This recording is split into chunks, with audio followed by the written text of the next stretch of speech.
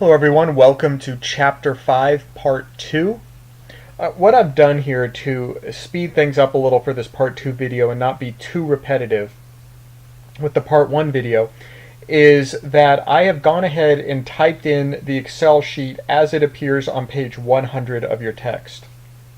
So if you look at page 100, you'll see that it mirrors exactly what I have here on my Excel sheet. Okay. So if you want to go ahead and pause this video, if you're following along or typing along with it, go ahead and pause it and get everything in just like it is on page 100 in the text, and then I'll pick up with what we're doing here in just a couple seconds. Okay, let's go ahead and talk about what we're doing in this second part of the chapter. We're doing a two-group t-test of the difference of the means for independent groups, with both groups having less than 30 people in them. This is what's different between videos in part 1 and part 2. So as you can see from our n, which is our number of people in each group right here, we have 7 people in group 1 and 8 people in group 2. So we need to do things a little bit differently.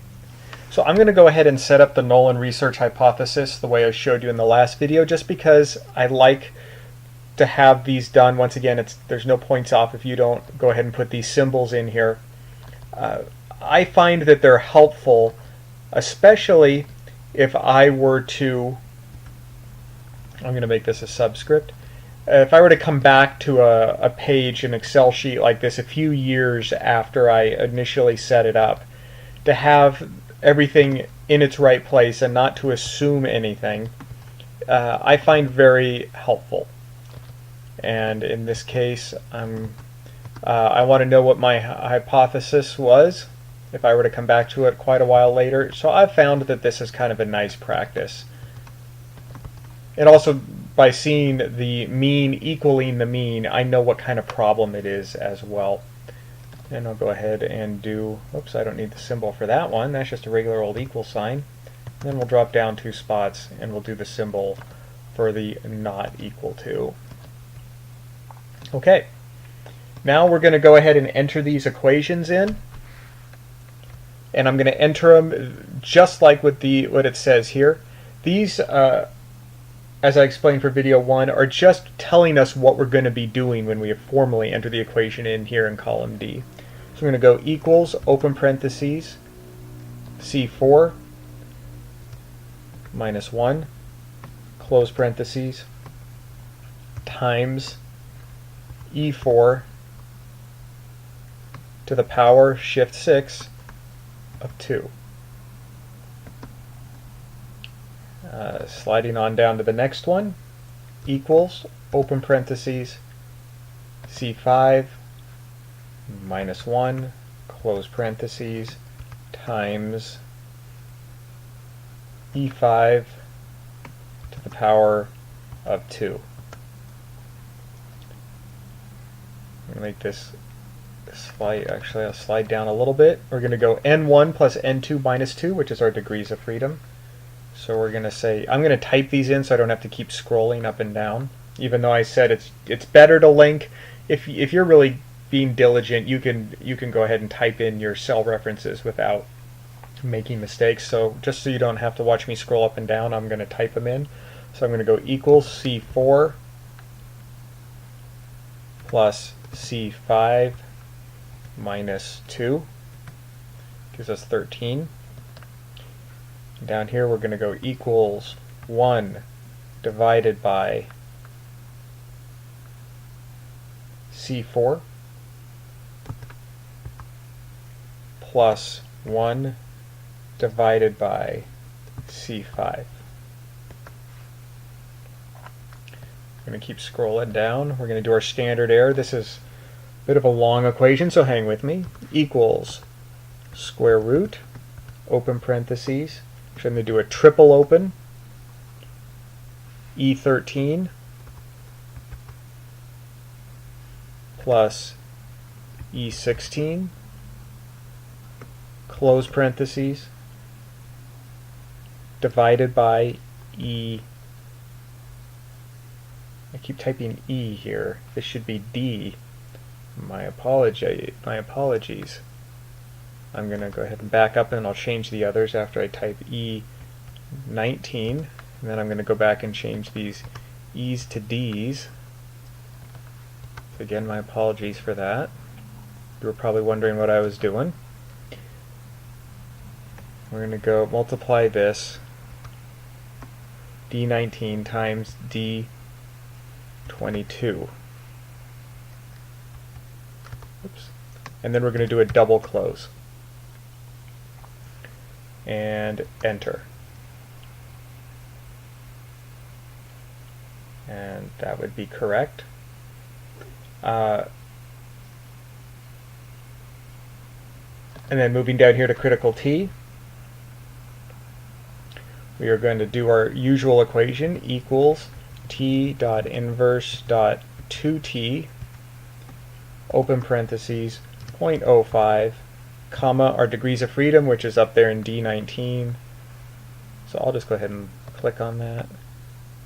Close parentheses, 2.16. And then our t-test is equals, open parentheses, D4 minus D5, close parentheses, divided by D25.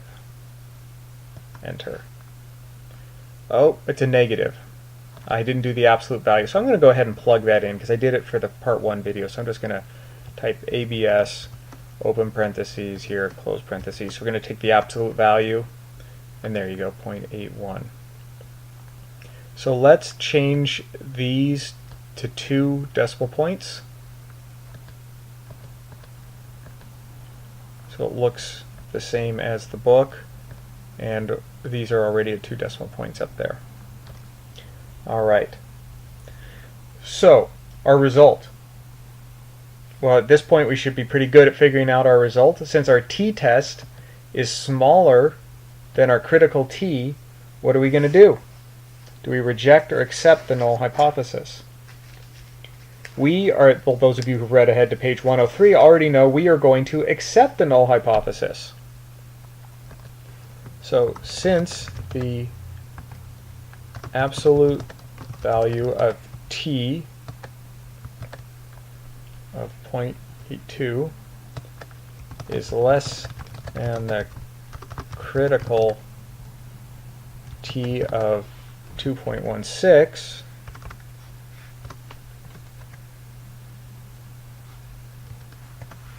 we accept the null hypothesis.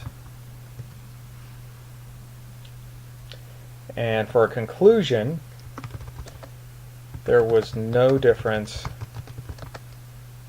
in the number of units of MP3 players sold at the 2 prices. So you would not reduce the price. So we didn't really talk about the problem before we got started and what we're looking at. So when we come up here, we look at the number of people,